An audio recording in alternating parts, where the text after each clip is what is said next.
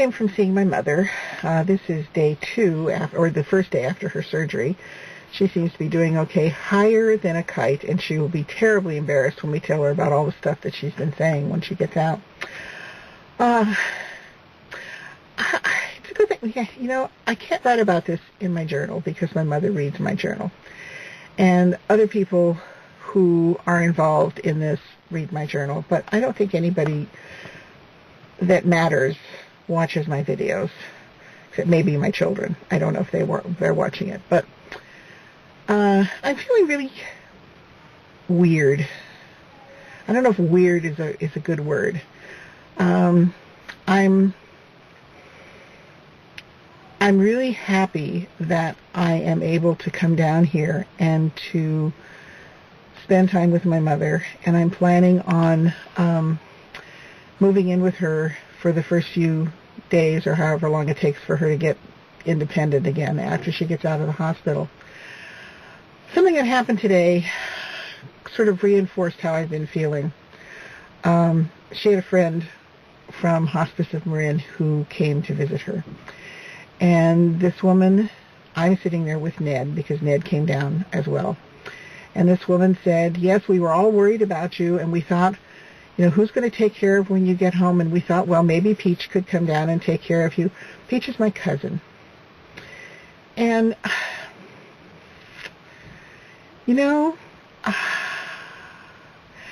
several years ago, many years ago, when my Aunt Barb started showing signs of Alzheimer's, and her husband was not far from dying himself. My cousin Peach and her husband Bob, who are absolutely wonderful people whom I love and who go out of their way to do things for people, they sort of took over as Barb's caretakers. They were the ones who talked to the hospital. They were always there to do for her, to run for her. And I looked at Barb's kids. 2 of them don't live in the area, but Kathy, my cousin Kathy, does live in the area. And the thought crossed my mind at that time, I wonder how Kathy feels having Peach take over her mother. And in the ensuing years, Barb her Alzheimer's has gotten so bad that she no longer recognizes anybody. And suddenly Peach and Bob are at my mother's house all the time, and they're the ones who take her on vacations. They're the ones who do things around the house for her. They invite her to go places. Nobody ever thinks of calling me. And it's just kind of like, I know how Kathy must feel now because she's taken over my mother. Her mother died many years ago. So I understand, and I'm really grateful that she's there, and I'm really happy that they have this relationship. But to think that my mother's friend Bep could be sitting there in front of me and saying, who is going to take care of Mildred, and maybe my cousin can come and take care of her, it really kind of hurts, My mother is a wonderful person who always puts everybody else first. And in putting everybody else first, she kind of groups me with herself. So I end up coming after everybody else in that she wants to make sure that everybody is taken care of, and then she worries about herself.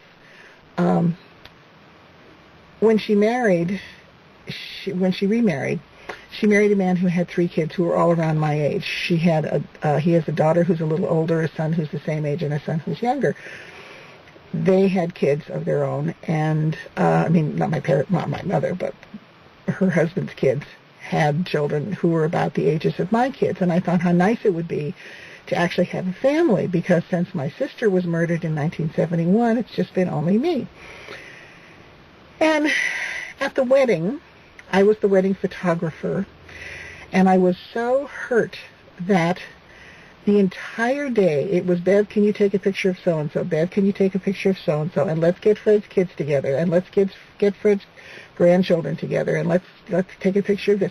There's not one picture of me at my mother's wedding because she was so intent on getting pictures of everybody else that it never entered her head that it might be nice to have a picture of me at her wedding.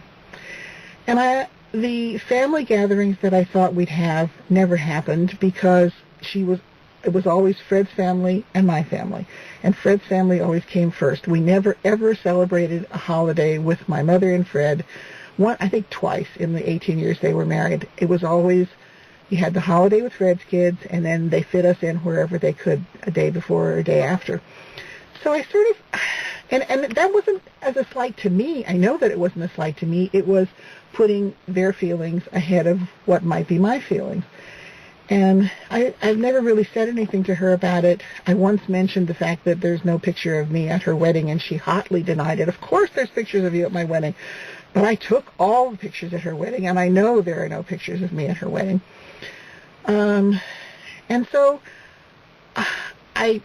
I'm really sorry that she's had this accident, but it kind of gives me a chance to reinforce the fact, my place in her life, and not let it be taken over by anybody else, because I am her daughter, and she is my best friend, and I love her to pieces, and I want to do for her, but she always has somebody else doing for her. And, well, Bev, you're busy. I don't want to bother you. Well, bother me. I'm your daughter.